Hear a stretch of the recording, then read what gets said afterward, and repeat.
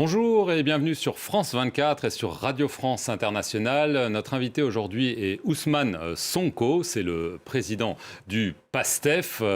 C'est d'ores et déjà un candidat déclaré à l'élection présidentielle prévue en 2024 au Sénégal. Et avec moi pour cette interview, Christophe Boisbouvier de RFI. Ousmane Sonko, bonjour. Bonjour M. Boisbouvier. Bonjour M. Perelman. Monsieur Sonko, vous êtes accusé de viol par une employée d'un salon de massage de Dakar, une accusation que vous niez farouchement. C'est un cas qui dure depuis presque 2 ans maintenant. Une question toute simple toutefois. Pourquoi est-ce que dans cette procédure, vous avez refusé un prélèvement d'ADN? Parce qu'après tout, ça aurait pu clarifier les choses une fois pour toutes. D'abord, on n'est pas en face d'un dossier judiciaire, on est en face d'un complot d'État. Et la procédure a établi le contrôle. Vous savez, un des éléments les plus importants, c'est qu'il y a eu un rapport interne de la gendarmerie, commandité par l'ancien commandant-chef de la gendarmerie.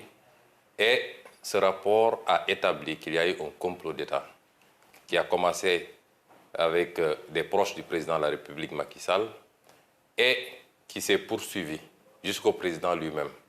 Et je vais m'expliquer. Lorsque cette affaire a éclaté, j'ai très tôt dit que c'était un complot d'État parce qu'il n'a jamais été question de viol et il ne sera jamais question de viol me concernant.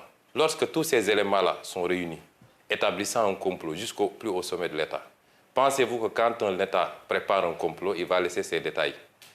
Au nom de quoi je me soumettrai à un test ADN sur une procédure dont celui qui avait demandé des prélèvements est lui-même impliqué dans le complot, c'est-à-dire le procureur de la République, et qu'il a été capable, fait extrêmement gravissime, de modifier un rapport d'enquête d'un gendarme à la base pour pouvoir m'incriminer.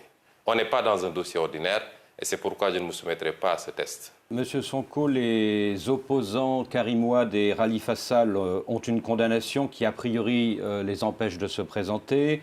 L'ancienne première ministre, Mme Aminata Touré, qui vient de déclarer sa candidature, elle est aussi mise en cause, cette fois dans la presse, pour sa gestion au Conseil économique et social. Si vous-même, vous êtes renvoyé en procès puis condamné, vous ne pourrez pas être candidat l'année prochaine. Est-ce que vous pensez que c'est une stratégie délibérée ou pas? Mais vous avez la réponse à votre question.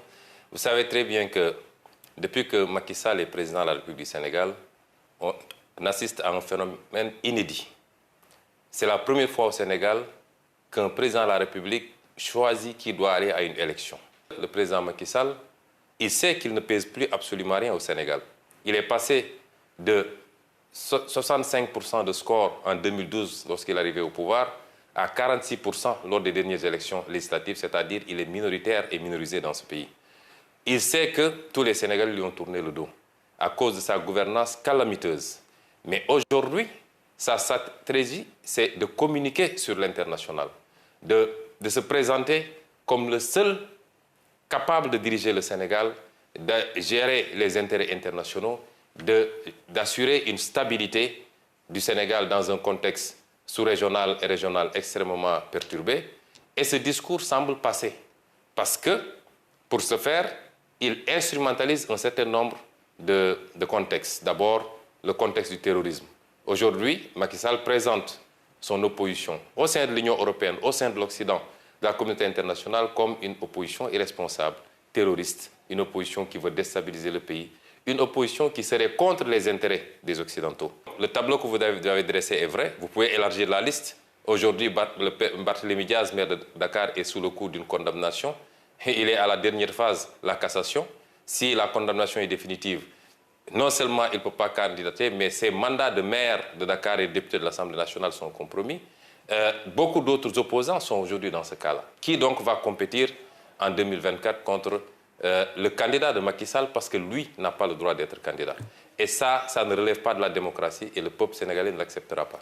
Alors justement, vous venez de soulever un point qui fait débat et qui fera débat, à savoir la question du troisième mandat. Alors Macky Sall n'a pas encore dit s'il comptait briguer ou pas un nouveau mandat. Il estime toutefois qu'en raison de la nouvelle constitution de 2016, il en a le droit parce que les compteurs des mandats présidentiels seront remis à zéro d'après lui. On entend certains de ses proches l'encourager à y aller. Alors, d'une part, en a-t-il le droit d'après vous? Et si il y va, qu'est-ce que vous allez faire? On voit que vous demandez des manifestations, des concerts de casseroles. Est-ce que vous seriez peut-être tenté par une stratégie de déstabilisation si jamais il saute le pas? Vous savez, le seul fait que ce débat se pose encore au Sénégal n'honore pas ce pays et n'honore pas le président Macky Sall. N'oubliez pas qu'en 2012, c'est le président Macky Sall qui était à la pointe de la contestation contre la troisième candidature du président Abdoulaye Wade. Au point d'être dans les manifestations à la place de la nation, muni d'un petit matelas et se disant prêt même à y passer les nuits s'il le faut. Pensez-vous que moralement, un homme qui a eu cette position, cette posture et qui a mené ce combat-là, puisse se retrouver 12 ans plus tard dans la même situation où c'est sa place qui a changé, c'est lui aujourd'hui qui veut forcer une troisième candidature. C'est une honte pour le Sénégal, c'est une honte pour l'Afrique que ce genre de débat ne se pose que chez nous. Quand on a gouverné de la manière dont il a gouverné, avec des scandales à l'appel impliquant ses proches, ses beaux-frères, ses frères, ses parents, tous ces gens qu'il a mêlés à sa gouvernance. Quand on a gouverné par la brimade, en instrumentalisant la justice, en libérant les forces de défense et de sécurité sur les gens, quand on a gouverné de cette manière, on a toujours peur des lendemains. Mais sur le plan juridique, tous les constitutionnalistes sénégalais, vous voyez que chaque jour ou chaque semaine, il y a des panels. Je n'ai pas encore vu un constitutionnaliste qui dise le contraire. La question de la durée des mandats n'a rien à voir avec la question de la limitation des mandats. Et nul ne peut faire 2 mandats consécutifs. Cette phrase qui figure dans l'article 27 de la Constitution a résumé la question. Qu'est-ce qui va se faire? Cela relèvera du peuple sénégalais. Vous savez, ce n'est pas une question de Ousmane Sonko ou de X ou de Y. La preuve, s'il y a une question qui fait consensus entre l'écrasante majorité du peuple sénégalais, la société civile sénégalaise, les acteurs politiques de l'opposition et même des acteurs politiques du pouvoir, parce que de plus en plus des voix s'élèvent dans le pouvoir. On a même des démissionnaires qui disent rendre le tablier parce qu'ils ne peuvent pas admettre ce débat sur le troisième mandat. Le moment venu, le peuple sénégalais, qui est un grand peuple, qui a montré dans le passé son attachement à la démocratie, mais son attachement au respect d'un certain nombre de principes, ce peuple-là aura son mot à dire. Monsieur Sonko, lors de votre candidature officielle, c'était au mois d'août dernier, vous avez accusé Macky Sall de susciter des dossiers de terrorisme, de rébellion, de viol imaginaire, fabriqués avec le soutien de la France. La France aurait donc participé à un complot contre vous? C'est grave, ça, comme accusation. Ce que je veux dire, c'est qu'aujourd'hui, il y a un comportement. Pourquoi on l'avait dit? Justement, c'était que parce que vous, en tout cas un de vos organes, en l'occurrence France 24, RFI, s'était déplacé à Dakar pour faire un reportage tendancieux contre ma personne en essayant d'exploiter ce dossier de viol. Et de manière totalement partielle. Et aujourd'hui, lors des dernières discussions, en tout cas, des échanges qu'on a eu hier avec des responsables de RFI, eux-mêmes reconnaissent ce traitement tendancieux. Et au-delà de RFI, qui aujourd'hui est une chaîne française, il y a un certain nombre d'actes que la France pose qui nous fait penser, nous, opposition, de manière générale, que la France prend fait et cause pour Macky Sall pour des raisons qui lui sont propres. Et sur ces problématiques-là, nous voulons appeler la France à revoir sa position. On a été dépeints comme étant des anti-français notoires. Nous n'avons rien contre la France, ni contre aucun autre pays. Nous avons un discours qui peut gêner parce que c'est un discours qui appelle à une rupture dans les relations. Il y a des traditions séculaires entre le Sénégal et la France. Mais il y a que ces traditions sont assises également sur des relations qui ne sont pas totalement roses pour le Sénégal. Nous sommes au XXIe siècle. Le monde est en train de changer, je l'ai dit tantôt. La carte géopolitique du monde doit appeler chacun à revoir son attitude. Il ne s'agit plus de placer un président, de lui apporter un total soutien, tant qu'il accepte la coopération telle que vous la voulez ou telle que vous l'entendez. Nos pays aspirent à autre chose et nous voulons continuer des partenariats, mais dans le sens d'un partenariat gagnant-gagnant. Et ça appelle à une révision d'un certain nombre d'axes, au niveau économique surtout, mais également sur beaucoup d'autres plans.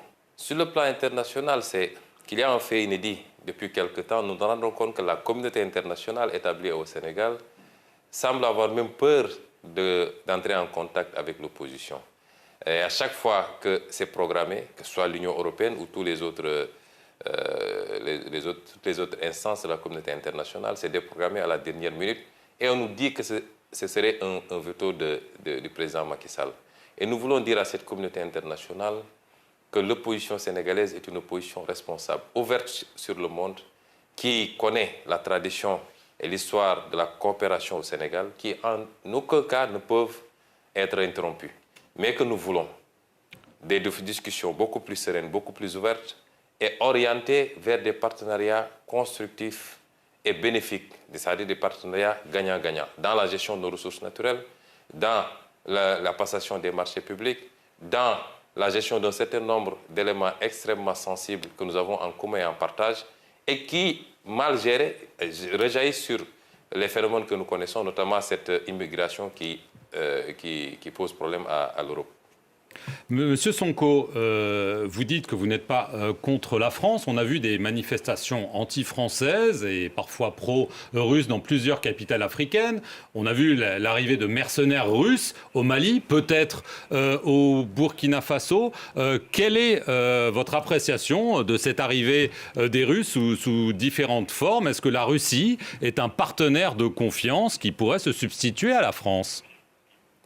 Oui, c'est des questions extrêmement délicates sur lesquelles notre position elle est très simple. Les pays africains sont des pays indépendants qui peuvent envisager de manière autonome leur coopération. Et aujourd'hui, coopérer avec la France, les États-Unis, la Russie ou la Chine est une option. Mais ce que je voudrais dire à nos amis africains, c'est de faire très attention sur un certain nombre de questions. Il n'est pas question de remplacer un partenariat qu'on considérait défavorable par un autre qui peut l'être beaucoup plus. Et remplacer un drapeau par un autre ne milite pas en faveur du combat pour la souveraineté des pays africains. Nous devons être très prudents, l'ouverture certes, mais à l'endroit de la Russie également. Ce qui est attendu, ce n'est pas un partenariat de guerre. On n'attend pas que la guerre s'installe dans un pays pour débarquer, mais nous voulons des partenariats beaucoup plus constructifs, beaucoup plus larges, qui englobe toutes les questions de développement qui nous interpellent, en respectant la liberté de chaque pays maintenant à pouvoir choisir librement ses partenaires. Et aujourd'hui, ce qu'on voit souvent dans certains pays africains avec beaucoup d'euphorie, me semble ne pas aller dans ce sens-là, c'est-à-dire on n'est même pas dans cette situation d'assumer une conquête légitime de souveraineté, mais on est dans le remplacement. Et est-ce que ce qu'on remplace est-ce que ce par quoi on remplace vaut mieux que ce qu'on remplace? Je n'en suis pas totalement sûr.